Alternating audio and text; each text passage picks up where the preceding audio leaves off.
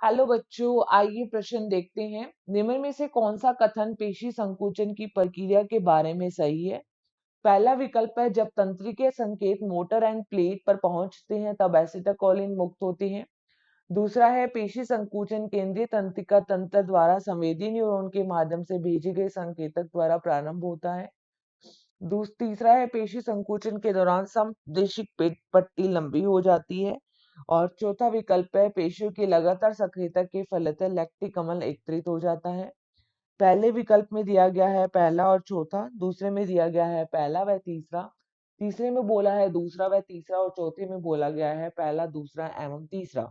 तो देखिए, अगर हम इस प्रश्न की मुख्य अवधारणा के बारे में यहाँ पे बात करें तो हम यहाँ पे देखते हैं कि पेशी संकुचन के लिए कौन से कथन सही हैं। पेशी संकुचन के लिए तो देखो, जैसे ही संकेत तंत्रिका मोटर एंड प्लेट पर पहुंचती है तो एसिटाकोलिन रिलीज होता है या मुक्त होता है, बिल्कुल सही। जो ट्रांसमीटर है, न्यूरो एसिटाकोलिन एसिटाकोलिन के मुक्त होने से ही क्या होता है? एसिटाइलकोलिन के मुक्त होने से ही पेशी में संकुचन होगा। एसिटाइलकोलिन जिसे ACH भी कहते हैं। तो यहाँ पे पहला विकल्प बिल्कुल सही है। दूसरे विकल्प में बोला गया है कि पेशी के संकुचन के लिए केंद्रीय तंत्रिका तंत्र द्वारा संवेदी न्यूरॉन के माध्यम से संकेत प्रारंभ होता है। नहीं, यह मोटर न्यूरॉन के माध्यम से प्रारंभ होगा, इसलिए दूसरा विकल्प यहाँ पे गलत है।